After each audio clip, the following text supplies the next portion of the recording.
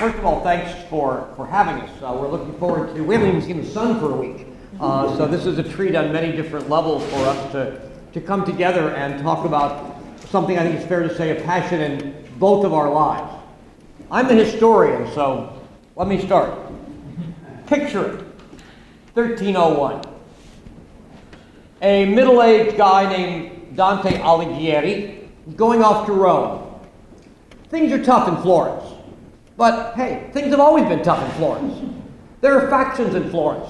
There have always been factions in Florence. And he's going off to do another job for the Florentine Republic. He's going off as a diplomat to the south, toward Rome, to deal with a kind of testy situation in Florence in which Pope Boniface VIII plays a part. And although we don't have records to describe his departure from Florence, we can sort of picture him kissing the wife goodbye and saying to the kids, you know, what kind of trinket do you want me to pick you up while I'm in Rome? He never came back to Florence. He lived another 20 years, but he never came back to Florence because while he was gone, there was a change of regime, we would say today, and he was on the outs. And they played for keeps back in those days. When you were on the outs, you were really on the outs. He was sentenced to death in absentia.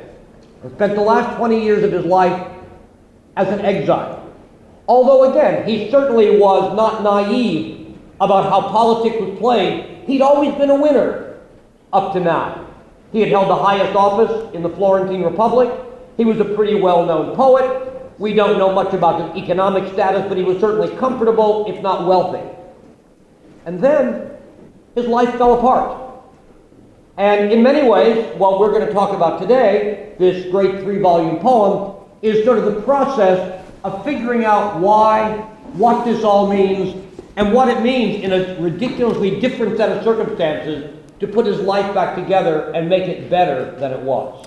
So one thing to think about is why a poem? That is to say, if we take a look at the Divine Comedy as Dante's response to exile, his attempt to make sense out of his life and out of the world that forced this exile on him, there are lots of other ways to do it, including lots of other ways to do it by writing.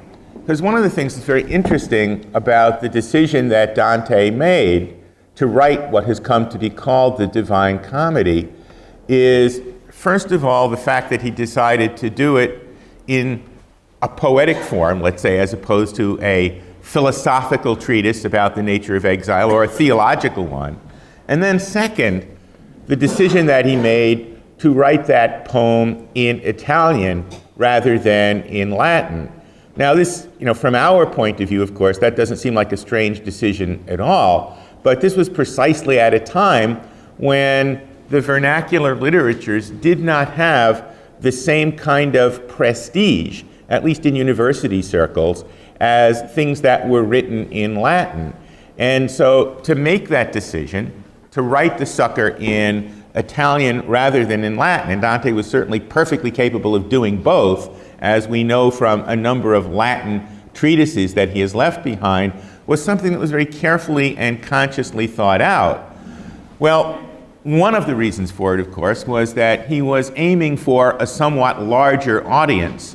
So what we have to do then is to think about this poem that he writes, not simply as a kind of personal response to exile, but as a way of educating as many of his fellow Florentine citizens as he could about the larger meaning of exile as well.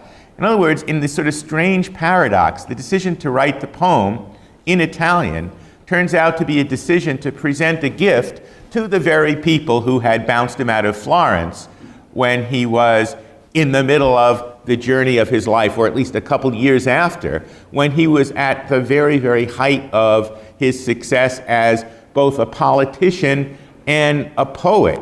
And so, in a way, what we have to do is sort of thank the Florentines for what they did, and in a very peculiar way, so also does Dante thank them, because one of the messages, this is maybe an overused word here, but one of the messages of the Commedia is Dante's discovery that his exile becomes a much truer guide to what the human condition is all about than the prosperity that he had lost. And so for that reason also, it's very interesting to think about this as a poem of exile and as a poem that can't really be understood apart from the conditions of that exile, conditions which were indeed very difficult for him. One of the things to sort of think about is precisely that question of what did he not have anymore after he was kicked out? I want to point out that his first response to his exile of not being able to go home was not to say, by golly, I'm going to write a 14,000-line poem.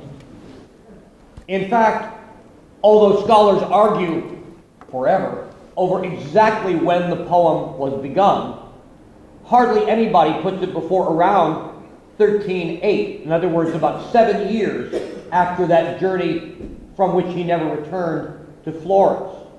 We know that one of his earliest responses to exile, because he records elements of this in the Commedia itself, is to say, well, they kicked us out, let's us rally and kick them out.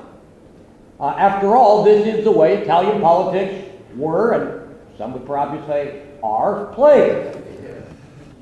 They threw us out, we threw them out. After all, remember how Dante had grown up.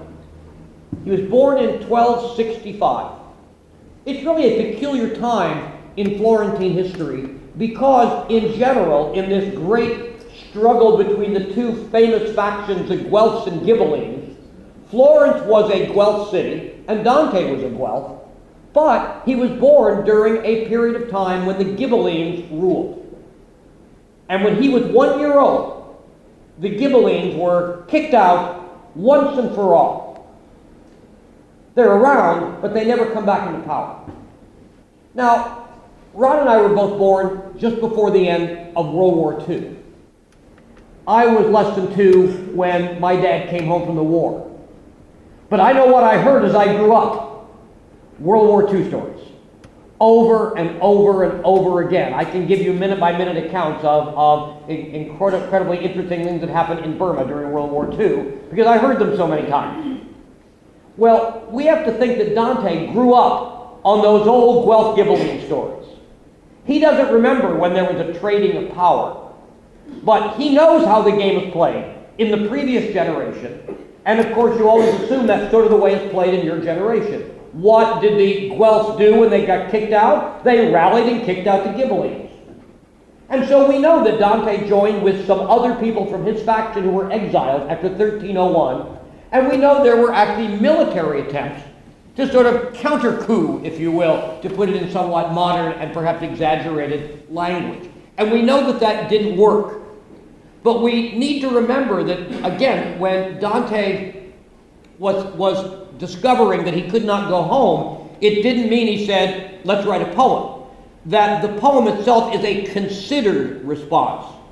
A lengthy response, to be sure, but not one that developed right away. The instinct is not to write a poem, it is to get back at the guys who did it to you by doing exactly the same thing to them. It took Dante quite a while to figure out, sooner or later, there's got to be a different way of dealing with the problems that Florence or any other society would face. It took him a long time to get out of the mindset that he was raised in, and which was, in a sense, his kind of gut reaction, as far as we know, in 1301. And in fact, if truth be told, one of the things that helped to get him out of that mindset was the fact that he realized that he wasn't going to be very successful in getting back. That is to say, the way the game had been played up till then, one faction's out for a while, but they come back in. It turns out that the attempt to get back in by Dante and his buddies turns out to be a miserable failure. And so, in a way, it's back to the drawing board. But again, as Bill suggests, it wasn't as though then the immediate response was, hey, I've got an idea, let's write a poem instead. In fact, what Dante did, as far as we know, is spend a lot of time in study and contemplation. It goes without saying that Dante is an extraordinarily learned poet, perhaps the most learned poet who has ever lived. And a great deal of that learning, I think, can be traced back to a wonderful early education at the hands of both Franciscans and Dominicans. And a great deal of that learning can be traced back to his early career as a poet before he is kicked out of Florence. But the fact is that the sort of deeper, more philosophical reflections and readings of Dante take place in those early years of exile. And during that time when he's, if you will, figuring out what his new career path is going to be, he also is reading profoundly in philosophy, in theology, in literature, and formulating ideas that were fairly radical at the time in terms of what the appropriate way to respond would be. An interesting way of taking a look at it. How many of you have heard the notion that Dante is very Thomistic in his outlook? I mean, that Dante is sort of a follower of Thomas. Does that come as a shock to anybody? One of the responses that I like to give to people who say that, and without in any way denying the fact that Thomas is somebody that Dante studied very deeply, and Thomas is somebody who, as we will see later, gets a very honored place in the Commedia. He's actually a character who shows up in Paradiso. But one thing to give us a little bit of pause, here you have a guy who, in the final analysis, writes a poem in which, well, for example, lots of popes get pretty horrible places in hell. And it's sort of pound for pound, there are more popes in hell than any other occupation. Well, if that's the case, I mean, one of the things that's sort of cool about that is you would think that church authorities might be a little bit miffed by this. And ask yourself the magic question, what kind of condemnations came when Dante's poem was being published? Well, it turns out that no church authorities really said very much at all about that particular work. One of Dante's works, his work called Monarchy or On World Government, was in fact put on the index, I think in the 15th century, remained there for a couple hundred years. But the fact is that nothing like that ever happened to the Divine Comedy, with one very interesting exception. In the year 1335, there was a condemnation of the Divine Comedy issued by the Dominican chapter house at Florence. Why? The reason that they gave, popes in hell, nah. Reason, Dante is sort of putting forth these very radical ideas about poverty that he gets from these weird Franciscans, nah. The reason that they condemned the Divine Comedy was that Dante attempted to do all of this in poetry. He tried to take the stuff that was their province, philosophy, theology, and put it in a poem. And the Dominicans thought, that's a no-no. So one answer that I give to the was Dante a Thomist is, of course not. If he were a Thomist, he would never have written a poem. Thomas doesn't think all that much of poetry when you get down to it. And Dante is making the extraordinarily radical claim that his poem, in the vernacular for crying out loud, is going to be able to do exactly the same sort of thing that the philosophers and theologians were doing. And so in order to buttress this claim, what Dante has to do is build a poem which justifies its own existence in some way. Build a poem which makes huge claims for poetry or for imaginative literature. And his trump card is that he has another piece of literature that he models his own on. It's called the Bible. And part of what Dante does in this period of exile, in this period of study, in this period of contemplation, is also learn how to incorporate a huge amount of material into a narrative that is built along biblical lines. And so I think we'd like to say a little bit about what that might mean. to write a poem in imitation of the Bible. I want to tell you this one modern analog to what Ron said before we do that, and that is, Ron has pointed out, of course, quite rightly, the learnedness. Just read the footnotes that modern scholars have written about the Commedia to get a sense of what Dante had read and studied and thought about. Well, you know how in the modern world, by and large, biographies of Dante are written by scholars. And of course, the university system, that's not quite the right word, was alive and well in Europe in Dante's time. Bologna at least can make a claim to being the oldest university in the Western tradition. Dante didn't go to a university. Florence didn't have a university at this time. Other Italian cities did, but not Florence. But today, when scholars write biographies of Dante and they're so impressed by his learning, they want to invent a degree for him. You know, how dare this guy not go to a university? And after all, there are some years missing in his biography where we don't know a lot about where he was. And as Ron said, we know he studied a lot of stuff, and we know he read a lot of stuff. And so people have him going off to Paris and studying theology and all sorts of things without a shred of evidence, because the logic is he knew all this stuff. You get all this stuff at universities, ergo he must have gone to a university. So I want you to know that he doesn't have a degree, but people sort of make them up for him. In fact, it goes so far, literally far, that there was a case made, I think in the 19th century, that Dante actually may have found his way to Oxford and have studied there. Of course, if he's that learned, he had to have gone to Oxford. But again, as Bill said, without a shred of evidence. And what's sort of interesting about that, of course, is that it really does highlight the fact that people are inventing this for Dante means that there's a mindset that can't conceive of the possibility of Dante having all of this learning without a university education.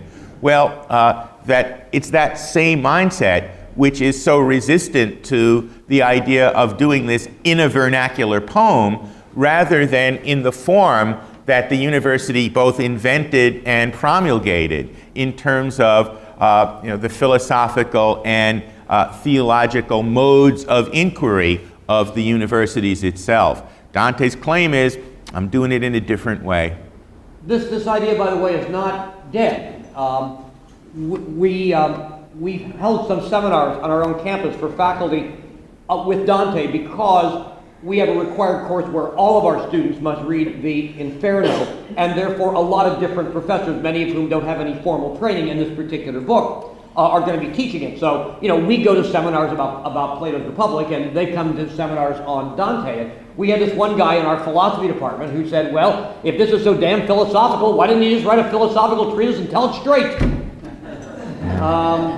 Okay, he obviously missed the first part of that sentence. To say the least. Well, if somebody would say to perhaps a casual reader of Dante, especially a casual reader who starts with the Inferno and remembers Canto 1 very well, what's Dante's model for this poem? The obvious answer is the Aeneid of Virgil.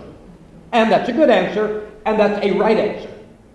But as Ron said, if we want to look for sort of the model of models, it's a book that on the surface is radically different than this poem or the Aeneid. It is the Bible. Because, of course, as we read the Bible today, we know it's got so many different genres of literature in it.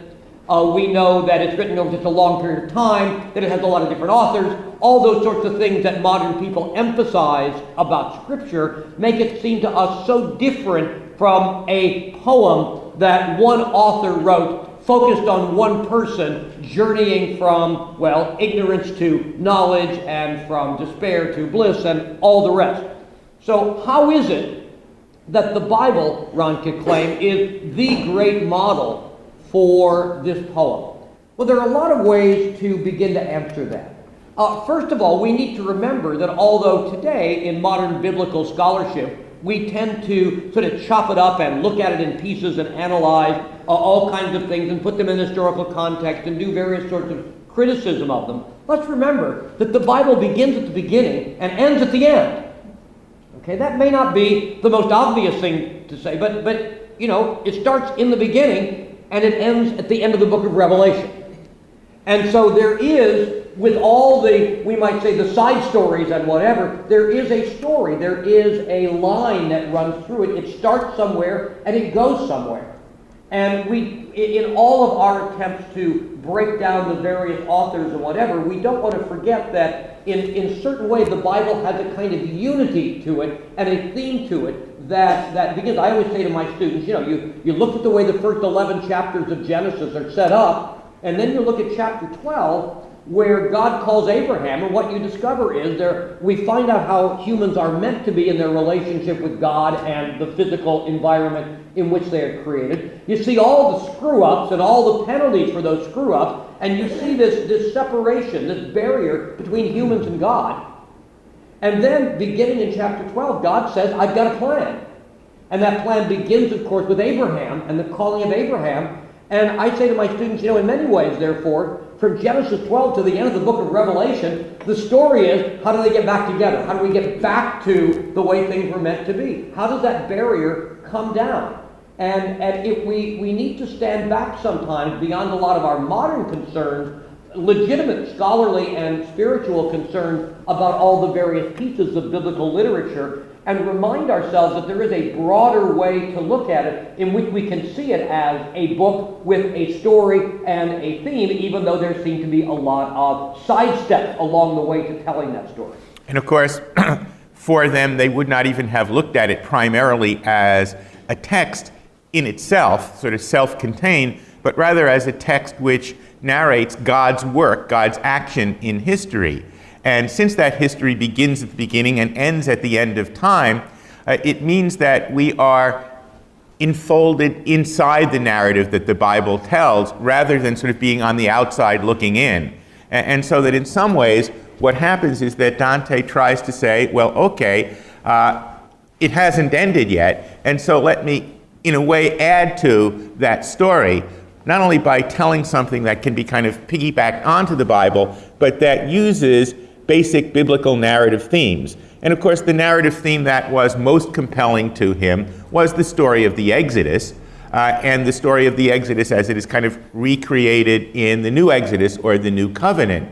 So that if you look at the basic pattern, let's say, of slavery and then wandering into the desert, and then at the end getting to the Promised Land, what you can look at is also the story of Dante's Commedia, that, if you will, the slavery of Egypt roughly corresponds to the Inferno. The journey through the desert roughly corresponds to the purgatorial climb up the 7-story mountain, which is deliberately presented in terms of desert imagery, and Paradiso itself corresponds to the Promised Land. So that what Dante does is enfold the narrative of the Exodus into his work very, very consciously in terms of all 3 of its parts, but he also is very conscious of the fact that that narrative Exodus experience is also explained in terms of what happens in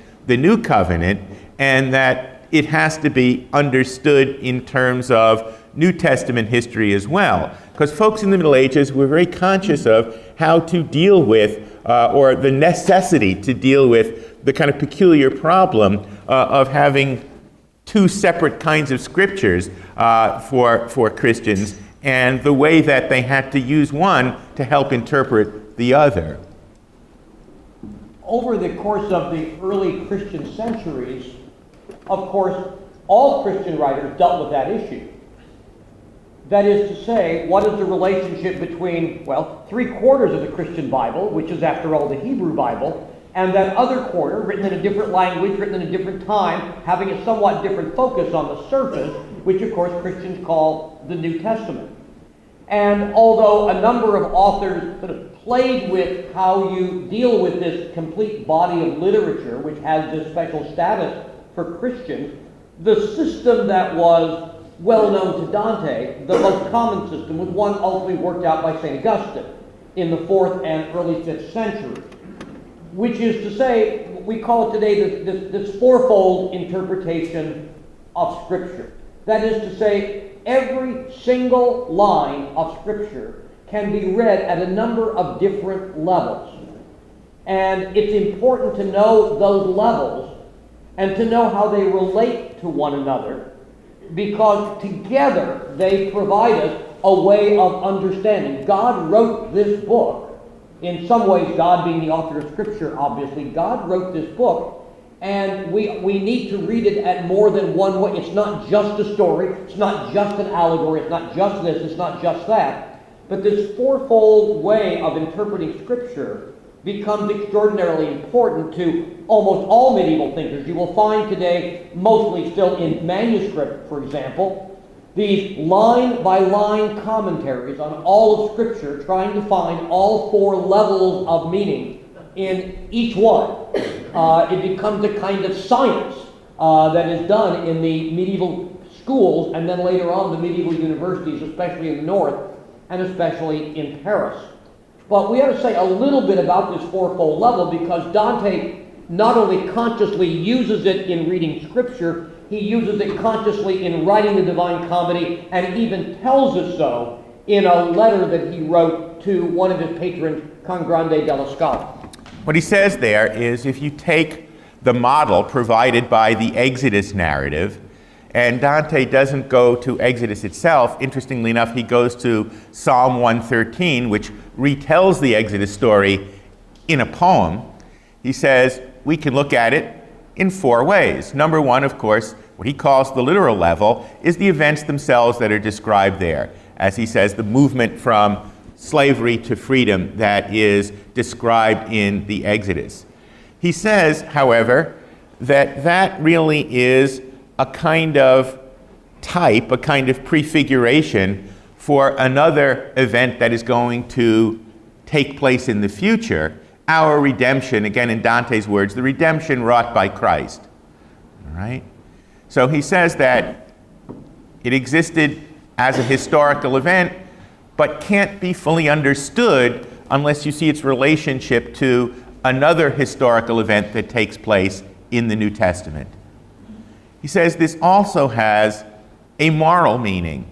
If we look at the redemption that is wrought by Christ, we can see that that's a pattern for those of us who undergo a similar redemption in our own private personal lives, that is to say, in our own salvation journey. And finally, if we undergo that, we can relate it to an event that's going to take place in the last times when we make a similar journey ourselves. So you have one event, but four different ways of looking at it. And it's important to say, therefore, that Scripture, from this perspective, is about then, it's about now, and it's about the future. It's about the past, it's about the present, and about the future. And therefore, the tendency that some people have today to say, well, good story, or interesting story, this is about stuff that happened way back then. What this way of reading Scripture gives us is, this is also a way of looking at now and understanding now and being a guide to our own action, and it is a way of looking forward to what is to come. So that the Scripture is all-encompassing of past, present, and future. It is rooted in old times, it is rooted in the life of Christ, it is rooted in decisions I make today, and all of those things will, in a sense, point toward the future, the last time when God acts definitively in the world that he created. And so what Dante does is make this extraordinary claim that my poem is written in imitation of the way God wrote Scripture. That my poem can be read the same way, or in this same way of levels of interpretation as Scripture. An incredibly gutsy claim. Dante does tell us he's going to spend a little bit of time on the Terrace of Pride later on. It's an incredibly gutsy claim that he makes. But it says, therefore, that, again, as much as the Aeneid serves as a model for the story that Dante tells, and of course the character Virgil is an important figure for almost two-thirds of the poem, ultimately what Dante's doing is not so much imitating Virgil as a writer, he's imitating God as a writer. It's interesting, Well, let's take just one sort of biblical example and then a couple of Dante examples to see how they're doing the same thing. Sometimes when we're playing around with this with our undergraduate students, we use as model the story of Jonah and the big fish from Hebrew scripture. If you take a look at it in terms of this fourfold method of exegesis, the literal level, Jonah swallowed by a fish and spewed forth a couple days later after spending some quality time in the fish's belly. And during that quality time, issuing all loud psalm-like laments and hoping that God will sort of save him. Well, pretty much a slam dunk in terms of what that meaning is in terms of the New Testament, because that's a perfect example of what happens when Jesus dies into the belly of the grave, so to speak, and then comes back with the resurrection. So the story of Jonah can be seen in its own time and place as pointing towards something in the future in the New Testament, in Christian scripture. And of course, there's a moral lesson there. It turns out not to be avoid deep sea fishing or make sure that you have the right kind of line strength if you do go there, but rather the moral is even when things look bad, God is still there. Again, a message that is, of course, over and over again, starting with the story of, I guess, Abraham and going all through Scripture. And finally, of course, if we imitate this movement, this pattern in our own lives, then it will happen to us in the last times. So from the point of view of biblical exegesis itself, it's easy to see in many of the stories of Hebrew Scripture how they can be, as the phrase goes, as the jargon goes, typologically related to stories in the New. Well, what does that enable Dante to do? First thing is that it's very important to see that he takes the three parts of his own comedy and relates them to each other in the same fashion. That is to say, there are themes, there are events, there are whole cantos in one part that can't fully be explained or understood until we see how the story is completed or continued in other parts of the Commedia. To put it another way, what Dante is saying is that anything that you might see in, let's say, the Inferno is really a kind of first offer. Or to put it another way, it means that anybody whose knowledge of the Commedia is only the knowledge of Inferno. Dorothy Sayers has the best one-liner for this one. Dorothy Sayers said, anybody who knows Dante only through the Inferno is like somebody who knows Paris only through its sewer systems. And it's sort of interesting to think about what this means. It means that the reader, sort of by definition, has to be alert to the connections that she's going to find later on. So that interesting and wonderful and self-contained, as a great many of the cantos in the Inferno are, we have to continually remind ourselves that on any big issue, they are Dante's first offer. And just as in the Bible, okay, the best interpretive guide to any particular book of the Bible turns out to be the rest of the Bible.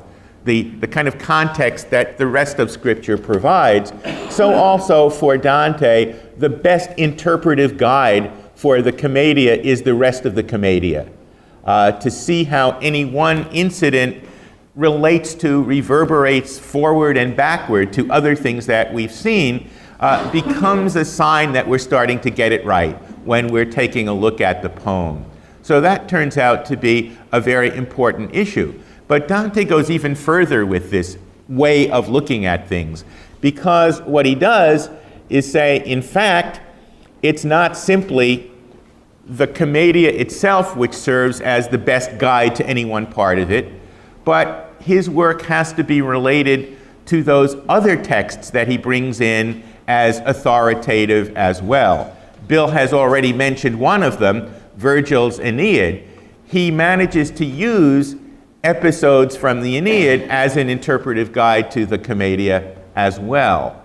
And of course, once we start looking at books Dante uses and expects his original audience to be somewhat familiar with, a lot of them are ones we can pretty well be comfortable with. Probably nobody's surprised to St. Augustine and the Confessions is one of those books to which he typologically relates himself. After all, Augustine's Confessions is a conversion story. It's a conversion story about a guy who likes sex a lot.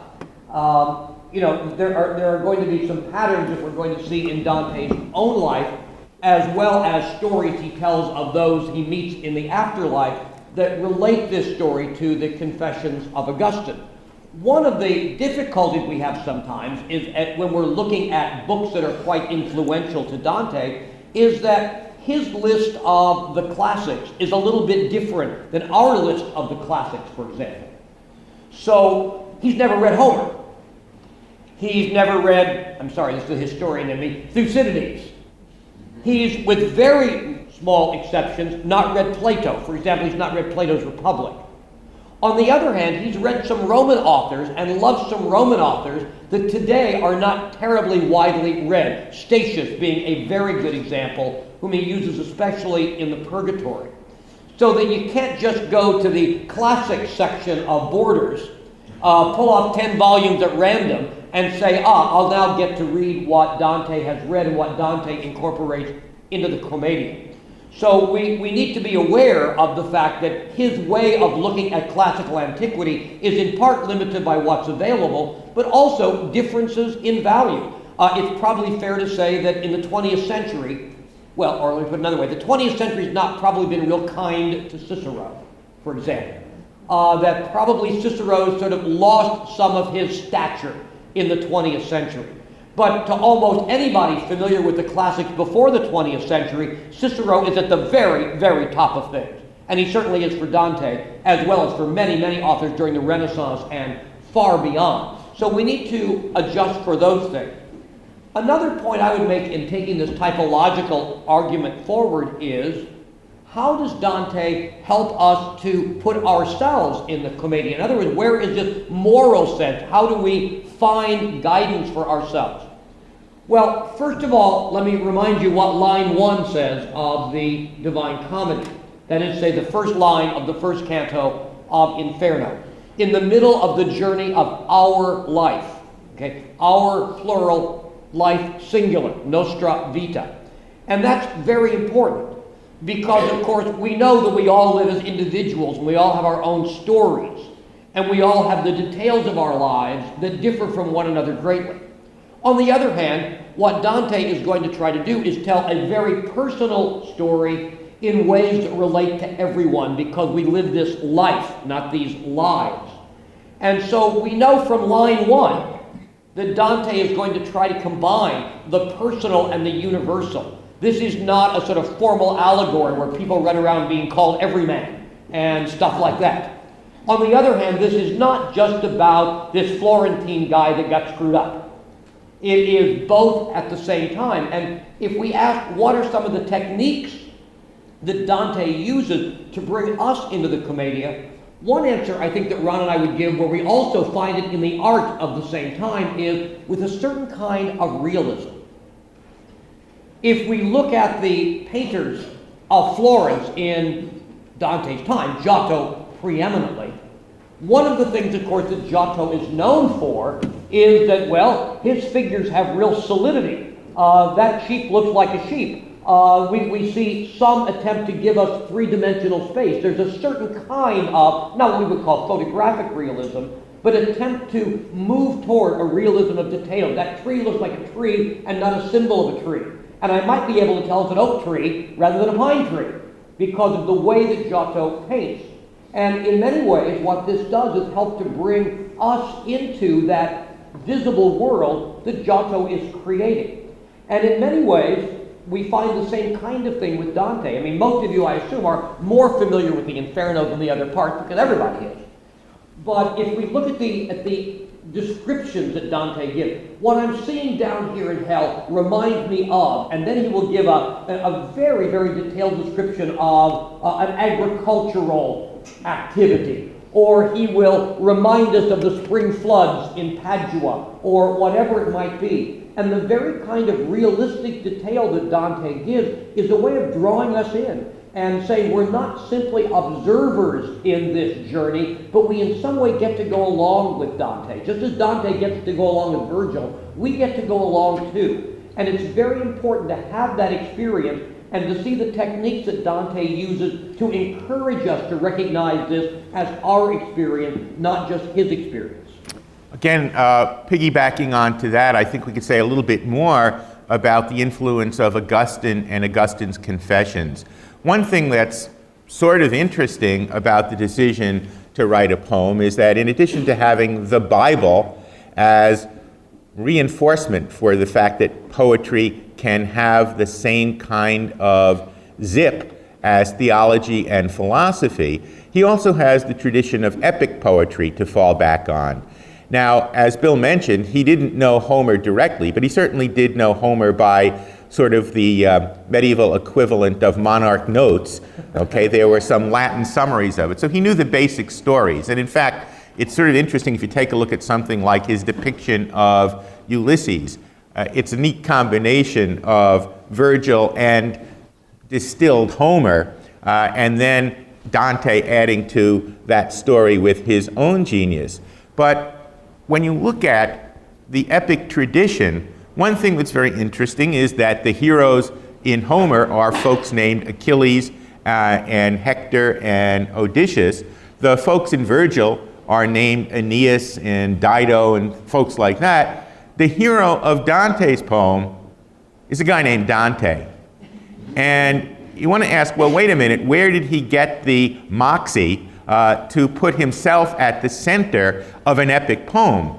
And the answer is, of course, Augustine, who writes a poem, if you will, about himself. And in addition to that particular move of seeing himself as the center of a journey of spiritual growth, there's also the fact that Augustine is writing the story of his earlier life from the vantage point of Augustine, the convert, and by now the bishop of a large and important diocese. So that Augustine, if you will, is looking at his own past as not only an inspirational story for his flock, but as a way of saying, my journey is really also the journey of every person. So Dante has this very Augustinian notion of spiritual autobiography, which grafts itself on the notion of an epic poem. And it's Augustine who allows him to put both of these things together. And Augustine also gives Dante something else, that difference between the time in which he's writing the poem and the time in which the poem is actually taking place. Bill mentioned earlier that we're not quite sure when he began the poem, but if we take a generally accepted date like 1308, it means that from 1308 till 1321 when he died, he was working on this wonderful 14,000-line sucker, and most people think that he finished it within, it was a pretty close race. He died a couple months after finishing the poem. But he sets the poem in the year 1300. Well, that's a very interesting thing.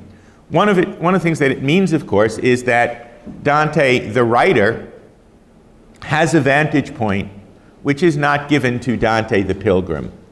And 1300 is a very interesting date for Dante to have chosen. Number one, it means that it was pre-exile.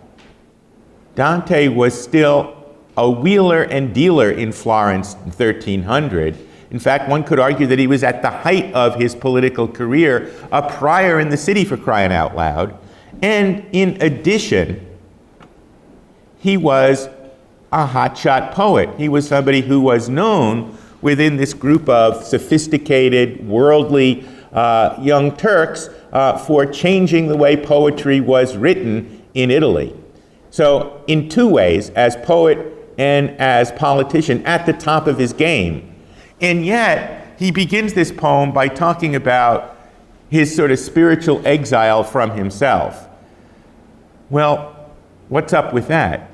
For one thing, he's making a case that political fame, poetic fame, is not to be equated with what it's all about. For another, it means that in writing pre-exile,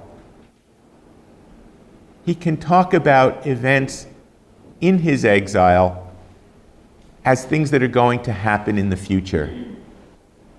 Dante in exile writes a poem before the exile takes place. So throughout the Inferno, there are all of these predictions of this terrible thing that's going to happen to Dante. And by the time he gets to Paradiso, he realizes that what he has to do is prepare himself for exile. So one way of looking at the poem is that it is the way that Dante takes the idea of exile and suggests that it can be turned into pilgrimage, okay? That it can become a journey with a direction, a journey not unlike the journey of Aeneas, but spiritualized by Augustine. And so Augustine becomes the way in which Dante is able to take the Bible and the classical tradition as emphasized by, or as exemplified by Virgil, and put them together somehow. Let me add two other things to that. First of all, 1300's handy in another way. Do the math. Dante was born in 1265.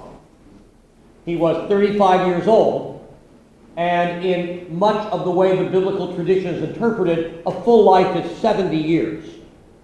So that when he says, in the middle of the journey of our life, it has a kind of literal truth if you use the biblical 70 years and 10 as the time of a person's life.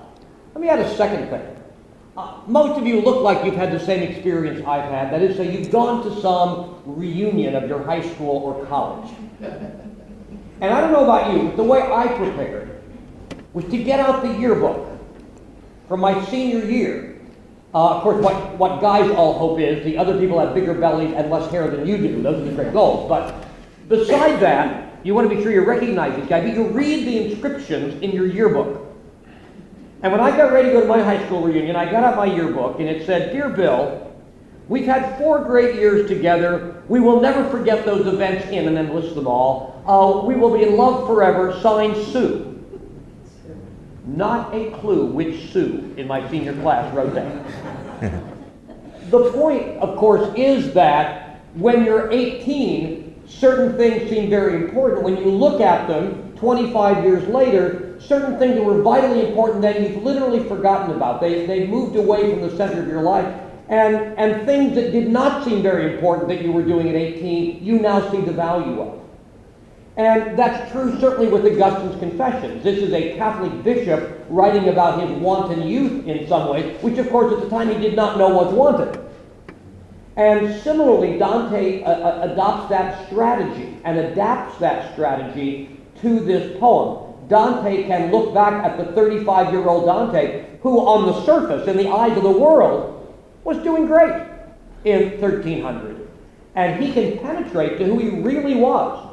I mean, you don't do very many lines into Inferno. Again, here's this guy. Go back and look at the biography in 1300. Well-respected poet, prior of the city of Florence. And what does he talk about? I've wandered off from the true path. I'm in the dark wood. I don't know how I got there. I'm all confused. That's not the historical Dante of 1300. That is the poet reflecting on what 1300 was really all about, something that he could not have seen then. He sees now from the point of view of not only being older, but being in exile and having lost the thing that most identified him to himself and the world in 1300. Yeah. I'm thinking that since we're going to be doing 4 of these sessions, it might be a good idea at around this time in each of them to just simply turn it into your questions until we get to 10:15, and we can certainly, if the questions are not done then, we can certainly carry them over to the next session, but it makes a lot of sense to go that way so that we can get some interactive stuff going. I'll ask, we can talk forever, and certain times, and have from time to time, and also are conscious of the fact that no matter how much time you have for Dante, it's not enough. We have done this, we've done all of Dante in 1 hour, and we've done all of Dante in a semester, and we've done all of Dante in the equivalent of even more time when we've had the opportunity. And so maybe the most congenial thing to do is to just sort of say, for now, what kind of questions occur to you on the basis of what we've said so far, or what need we to fill in to make sense out of what we've been doing? That, yeah. I remember reading somewhere, and correct me if I'm wrong, that 1300 was also a jubilee. Oh yes. That's correct. Now, I mean, is that significant in terms of? I mean, Dante doesn't talk about a pilgrimage to Rome, but a very different kind of metaphysical, spiritual pilgrimage to a different place. It is indeed important. I mean, first of all, let's just say this was the first Jubilee year. Okay, but the Jubilee year proclaimed by Boniface VIII was the first Jubilee year, and Dante describes that experience in Rome. He talks about that they have to put up signs so the bridges are two ways because it's so crowded to get across the Tiber. I mean, he actually talks about that in the Commedia, in fact, and uses that as an image that he creates. And it seems in many ways he's very moved by that experience, but of course he sees another side of the coin as well, because in a sense he gets to see the pontificate of Boniface VIII kind of up close and personal, as he did later on also as a diplomat. And so I think, like a lot of experiences for Dante, it's a complex experience. It took a lot of sorting out for him. On the other hand, here's the Holy Father. He believes in the papacy. There's never a challenge to that. Here's the Holy Father doing this wonderful thing. The next year, here's this Holy Father sending troops to Florence to kick his faction out that are directly responsible for his exile. How do I make sense out of all that? Because I recognize the second is true and I believe the first one. If I simply say, well, the Pope couldn't have sent these troops, that's easy. Or, well, maybe the Pope really isn't a holy guy and the office isn't really God's office. Either one of those choices is easy. It's when you recognize the truth of both of them that you have this very difficult problem, one that he's going to wrestle with. I mean, we all know that he said some pretty mean things about Boniface VIII. And we're going to look at a few of them. Yeah, and in Inferno. We very often forget he refers to the fact that in 1303, Boniface is sort of slapped around by representatives of the French king, and the way Dante describes that in Purgatory is Christ is being crucified again. That Christ is Boniface VIII. And that's a very good example of what Ron says. Inferno is the first offer. It's a much more complex story of Dante dealing with, among other things, his relationship with Boniface, part of which was the good thing Boniface did in having this Jubilee in Rome. I would also add to what Bill said that the description of the traffic going both ways looks like something that comes from firsthand experience. And it seems to me that if we accept the fact that Dante was there for part of this Jubilee, then it also makes sense to see that Dante brings into the poem some of the sights and sounds of Rome in other ways, and maybe even more important, some of the artwork as well. Bill and I, because we spend a lot of time in Italy, have become increasingly obsessed through the years of seeing Dante through the eyes of the visual arts of his time, especially in the places where he likely traveled.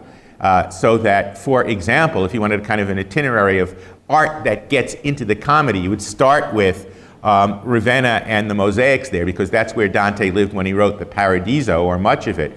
But also it would include other stuff around there, like the Arena Chapel frescoes in Padua. It seems to me to be a slam dunk that Dante saw the Assisi frescoes and an enormous amount of stuff in Rome.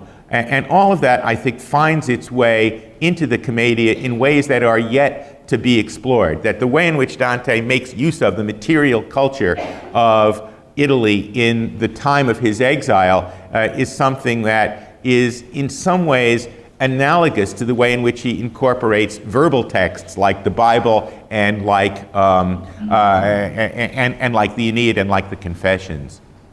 Yeah, Walter.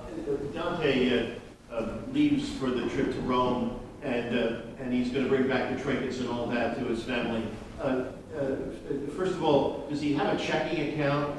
How does he manage his life in these whenever, and kind of economically? And then what's happened with his family back in Florence and the children and all that? Does he see them, and is this part of an influence of in his languishing? Just simply a sort of basic fact, and that is that when Dante was exiled from Florence, that's not Mrs. Dante and the kids. That's Dante. And normally in these situations, we don't have a lot of information, but generally speaking, the family stays by. Part of the exile is exile not just from your neighborhood streets and your neighborhood deli. It's also from your family. And so in a large way, the exile is, part of the pain of exile is not just the poverty. Ron might want to say something about that and how Dante deals with it in the Comedian, because you do lose at least use of your resources, but also that separation from family. Yeah. I actually want to make a plug, and the plug is by way of saying we don't know a heck of a lot. There's a lot that we would like to know. We know about the general conditions of exile, and we know that Dante was therefore dependent on patrons, and we know who some of those patrons are. But we need to try and fill in some blanks creatively, even at the same time that we recognize that we're not going to be able to bring to bear the kind of evidence that that we want. I'm fortunate enough in the summers to run Dante seminars in Italy for school teachers, and a person who was in my seminar in 1999 recently published a book called Dante's Daughter, which is a fictional account of Dante's years in exile seen through the daughter that we know really did exist, and who was actually a nun in Ravenna at the end of her life, and tries to recreate all of this. It's a wonderful work of fiction. It was written pretty much for young adults, I think 15 or so, but it's just a marvelous account of Italy in the time. And even though it is highly fictionalized, what you get is a sense of what you could and could not do in terms of the resources that were available to you in exile. But it's important, again, to emphasize what Bill said. When you go into exile, you lose everything that is familiar to you. When we taught this poem in a maximum security prison, we made the analogy that in our day, they put you inside. In Dante's day, they kick you out. It's not clear which is the worst punishment, because in both cases, you really do have to do without all of those things that make life familiar and comfortable, as well as all of those things that you have for resources, that poverty becomes a kind of powerlessness that Dante has to deal with. And Dante uses a couple specific images in his poem. He talks about always, when he goes home at night, always having to go up somebody else's steps. And then, because he is a good Florentine and a good Tuscan, he talks about how salty is the bread of others. They just don't know how to make bread. Damn it, Verona's nice, but they don't know how to make bread here. And although that sounds very trivial to us, it's a reminder of a couple things. One is, of course, that today you might be able to go almost anywhere and get prosciutto that was made in Parma. Not true in the Middle Ages. You had to go to Parma to get prosciutto made in Parma in the Middle Ages. And I think it's important just to remember that. But again, that larger picture that he draws of powerlessness, it's somebody else's. Okay, Dante's not starving in the streets. Dante's not worried about being homeless in the most literal sense of having to sleep outside in the park some night. But it's always, again, somebody else's house. It's always somebody else's agenda. It's always somebody else's, this is what I wanted for dinner tonight. I mean, whether it's large things or small things. And Dante captures that experience in a number of very poignant images he has in the various parts of the Comedian. Thank you. Yeah. Does the fact that it's written in the vernacular affect the way the Comedian is disseminated? I mean, who's Yes. making the manuscripts? Yes. One thing that's very interesting is that it's clear that the vernacular means that those manuscripts are going to be read to a wider audience. There's evidence that people without any, what we would think of as literacy, knew parts of the Commedia because it was read aloud. But it means that the manuscripts were disseminated in a different way than they would, let's say, in a university community. One of the things that's most intriguing about it is that there seem to have been manuscripts in circulation of the earlier parts of the poem before the rest of it was completed. So there were manuscripts of the Inferno running around before Dante had finished the Purgatorio, let alone the Paradiso. And the way that the interconnections are made means that therefore Dante could not have gone back and retrofitted the Inferno to sort of figure out new ideas that he had in the Paradiso. So that whole sense of continuity and change as Dante's ideas continue to develop is a marvelously fertile ground for sort of thinking about what it took to put this sucker together. It seems to be the case that the poem was popular at all levels of the food chain when it gets circulated. Yeah. Can you characterize Dante's relationship to the Islamic world? I know that's a big question, but could you give us a couple of ideas about it? Well, there are a number of things. Of course, Dante mentions Islamic thinkers, okay, in the fourth canto, in Limbo. We have these great Arab scholars and also the leader Saladin. So we have these three Muslims who are after in the same place with Plato and Aristotle and Julius Caesar and a lot of the world's other good guys, as Dante would have seen them. We sometimes talk about them as being the virtuous pagans, and it's important to remember that they're not just guys in togas there. That is to say, not just classical figures there, but also three Muslims. It is also true, of course, that we have Muhammad and Ali as figures in hell. They're characters that Dante meets in hell, pretty far down, in fact, among the sowers of discord. Those are both important things to say just in terms of their obvious appearances. Dante does talk about the Crusades in several different places, and therefore is aware. Let's not forget the historical circumstance. Remember, the Crusades began in 1095. And by the end of the 11th century, Jerusalem had been captured by the First Crusade. And then the state grew, and then it shrank, and pieces fell off, and pieces came back. In 1291, 9 years before the Commedia is set, Dante's already an adult. The last Christian stronghold in the Holy Land, Acre, fell to the Muslims. So after having been in control of at least part of the Holy Land for 200 years, essentially, that was no more as of 1291. And as you can imagine, there is, as always was in Europe before and after this, when things change in the Middle East, there's always a call for a renewal of crusade. We need to go back and get that stuff, or we got to get more, or how dare they do that. And Dante certainly records and perhaps reflects some of that attitude. We see it in Inferno 27, for example. So Dante is living in the era of the Crusades and in the era of the call for a new crusade because of the loss of Acre, their foothold in the Holy Land. So those are at least historical notes to start with. One other thing that at least is worth throwing out, it's a very interesting thing to ask yourself what sort of other analogs there are to journeys to the afterlife and to the underworld and so on. And people are fond of talking about the way in which Dante, for example, gets a lot of the geography of hell from Aeneas's trip to the underworld in Book 6 of Virgil's Aeneid. There are Muslim thinkers, and not a few of them, who are convinced that the source of Dante's Paradiso is Muhammad's night journey, and who have, who just sort of take this as, of course. Now, I don't know enough to say anything more than that's out there and worth exploring, but it suggests that there are ways in which Dante may have been acquainted with Islamic thought more broadly, and that might have found its way into the poem. I think that, on the whole, we tend to underestimate rather than overestimate the degree to which thinkers understood something about the other tradition.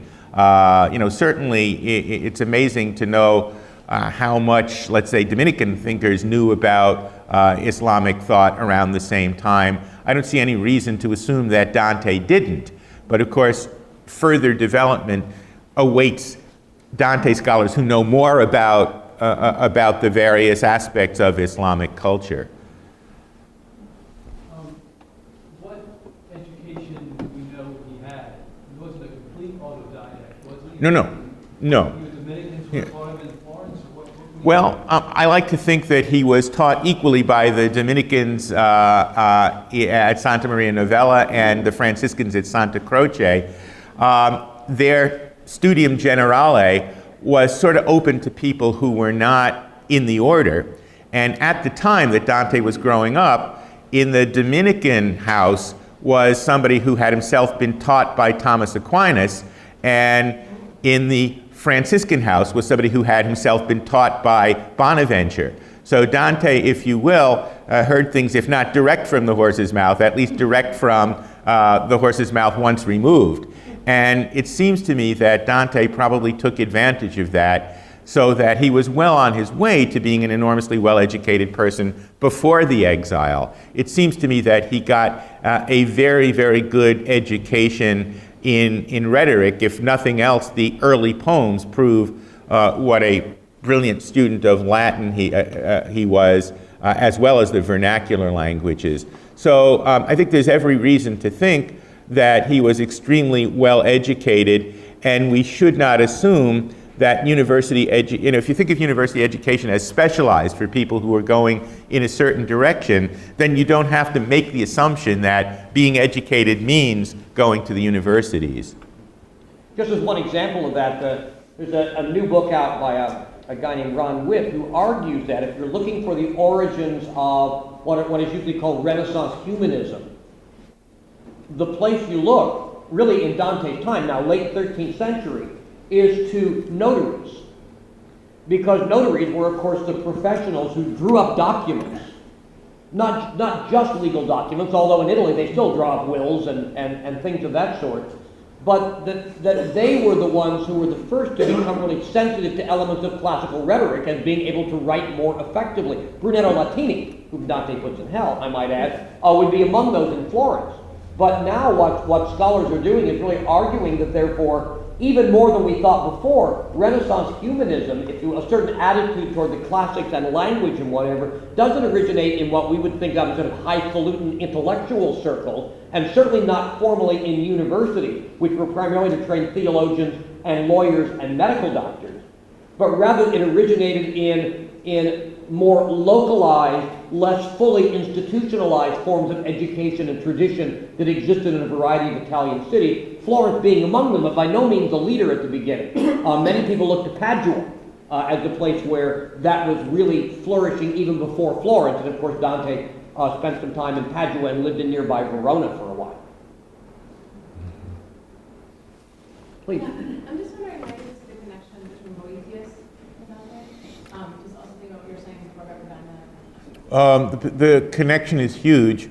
I think that Boethius, if you take a look at the way he's described when Dante actually meets him in Paradiso in the Circle of the Sun, one of the things that's sort of interesting is that his career exactly parallels Dante's own, that he is a poet-philosopher who has to endure exile, and as such, it would be hard to find a better model. My sense is that Boethius was known to Dante also in that the figure of Lady Philosophy is one among many of the models for Beatrice.